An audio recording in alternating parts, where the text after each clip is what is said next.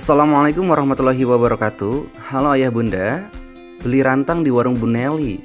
Selamat datang di kuliah online smartphone, smart parent, smart family. Oke. Nah, selama 60 hari ke depan bersama saya Muhammad Nur Awaludin atau panggil saja Mumu, kita akan coba membahas banyak hal terkait manajemen gadget dan keluarga. Semoga perkuliahan online ini dapat menjawab keresahan, pertanyaan atau keingintahuan yang selama ini ayah bunda pendam. Amin. Baik, langsung saja kita ke materi yang pertama, yaitu tentang YouTube lebih dari TV. Boom. Oke. Nah, jadi pertanyaannya, kenapa YouTube tuh bisa lebih dari TV? Ayah bunda perlu tahu ada 4 alasannya. Yang pertama, setiap orang di YouTube tuh bisa jadi artis tanpa harus nunggu di orbit dulu. Artinya kenapa sih maksudnya? Yang penting ayah bunda, kalau mau jadi artis di YouTube itu modalnya cuma punya kuota, smartphone, dan buah pikiran kreativitas tentunya. Jadi hal ini membuat kita semua punya kesempatan yang sama dan bisa membuat karya-karya yang dapat menginspirasi banyak orang tentunya. Itulah kenapa kita tuh gak perlu kaget ketika anak kita bilang sama kita kayak gini nih, "Ma, aku pengen jadi YouTuber, Ma." Tenang, gak usah dirukiah. Karena sepanjang kita bisa mengarahkan dia untuk jadi YouTuber yang baik, selain bisa menginspirasi, berdakwah, YouTuber juga bisa menjadi profesi yang menghasilkan dari mulai ratusan ribu sampai ratusan miliar. Amin. Yang kedua, ramah untuk anak. Kenapa? Pertanyaannya. Orang tua di YouTube itu bisa memilihkan tontonan yang ramah untuk anak secara bebas. Gak harus nunggu jadwal tayang seperti di TV. Kita tahu sendiri kalau di TV waktu dulu gitu ya, tayangan anak tuh paling Sabtu dan Minggu gitu. Nah kalau di YouTube tuh bebas, bisa kapan aja. Apalagi sekarang tuh ada yang namanya YouTube Kids. Video-videonya tuh lebih ramah anak. Udah direkomendasiin pula oleh YouTube. Jadi bisa dibilang tuh gak ada iklan sama sekali ya bunda. Nah walaupun tetap aman, tapi tetap perlu didampingi juga gitu ya sama ayah bundanya. Yang ketiga, YouTube ini bisa diakses kapan aja dan di mana aja. Fleksibel cuma lewat HP kita. Bahkan channel-channel televisi sekarang tuh udah punya channel YouTube. Nah pertanyaannya kenapa juga nih? Karena pasti banyak orang-orang yang gak sempet nonton TV secara langsung. Oleh karena itu stasiun-stasiun televisi ini mengupload rekamannya, bahkan dipotong menjadi video-video yang pendek di YouTube. Kita bisa sering lihat ya, berita, bola, dan lain sebagainya. Yang keempat, di YouTube itu kita disediakan banyak pilihan. Jadi sebenarnya potensi terpapar video negatif itu bisa jadi berkurang jika kita sering memilih video yang baik-baik aja. Di TV mungkin tontonan kita terbatas, tapi di YouTube bisa dibilang tontonan kita itu hampir nggak terbatas. Lebih dari 2 miliar pengguna aktif YouTube yang rutin nonton video-video YouTube setiap bulannya. Berbicara video, kalau dihitung tuh di YouTube butuh lebih dari 2000 tahun untuk nonton semua video yang ada di YouTube.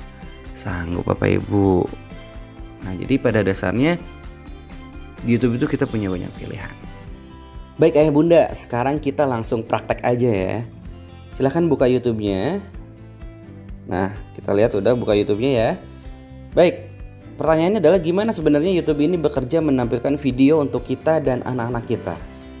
Pertama-tama perlu ayah bunda ketahui nih, bahwa YouTube itu adalah platform crowdsourcing. Kontennya itu berasal dari pengguna dan untuk pengguna itu sendiri. Artinya nggak bisa kita kontrol sepenuhnya.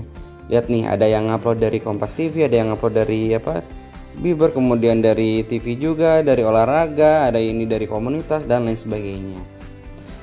Kalau ada pertanyaan dari ayah bunda lagi nih, misalnya, "Kak, kenapa sih di beranda anak saya nih, di home anak saya ini ada video yang nggak baik, video pornografi dan lain sebagainya?" Baik, penjelasannya itu seperti ini nih. Semakin sering kita menonton video dari channel tertentu, maka video tersebut akan muncul di beranda kita, walaupun kita nggak subscribe channel itu. YouTube akan menampilkan channel yang sering kita tonton atau tema dan topik dan video yang sering kita tonton dari channel lain. Contohnya kayak gini, saya tuh sering banget nonton bola gitu ya. Nih, saya sering nonton bola, saya tuh nggak ngefollow nih namanya Mata Bento gitu ya nih. Tapi ternyata dia tuh bakal muncul di beranda saya karena saya suka nonton Liverpool misalnya.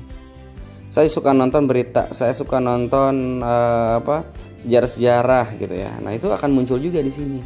Itulah kalau misalnya ada video hal yang gak baik di dalam beranda kita, barangkali entah itu mungkin dia sendiri atau temennya atau ada yang iseng itu tuh nonton video di dalam YouTube kita dan nonton videonya yang gak baik gitu.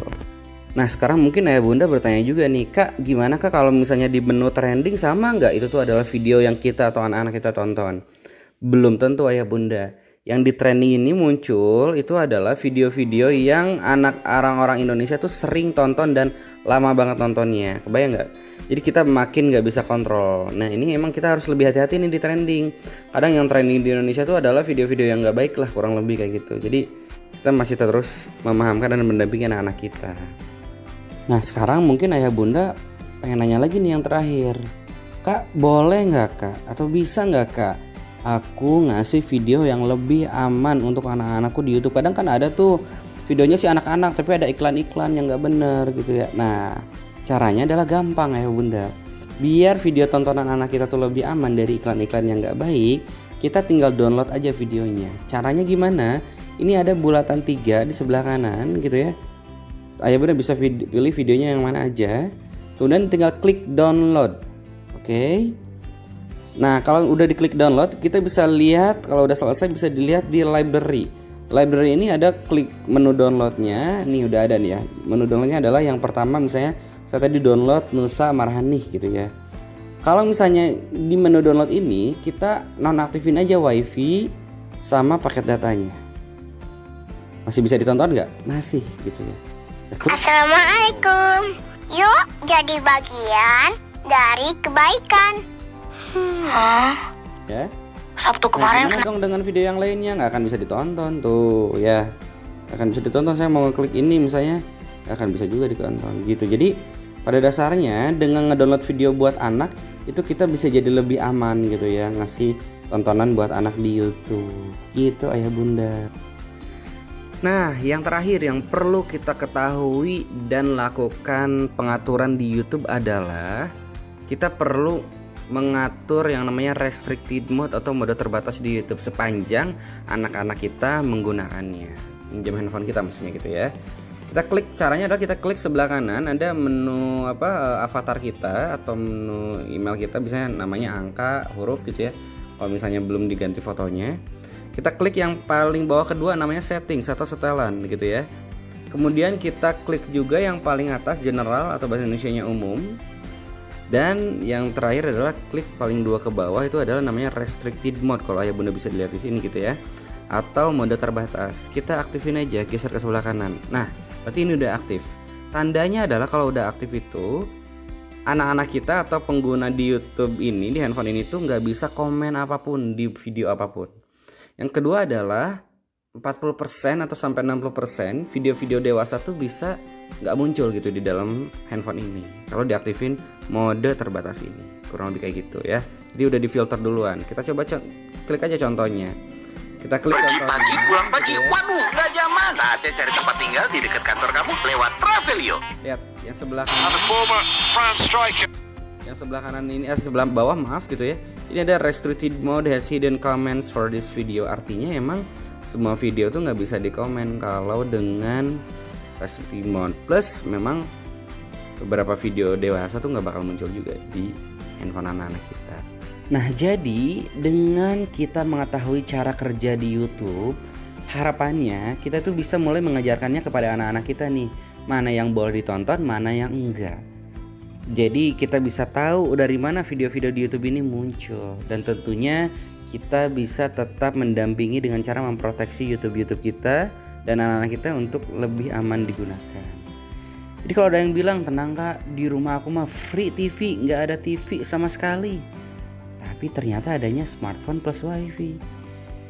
Ya itu sama aja Bapak Ibu. Oke. Karena sekali lagi YouTube itu lebih dari TV. Baik, terima kasih sudah mengikuti pertemuan kita yang pertama kali ini. Insya Allah di nextnya kita di pertemuan kedua kita akan membahas tentang sosial media sekaligus prakteknya nih, buat kita mengupas tuntas gimana sosial media itu bekerja. Sampai jumpa di pertemuan kedua. Wassalamualaikum warahmatullahi wabarakatuh.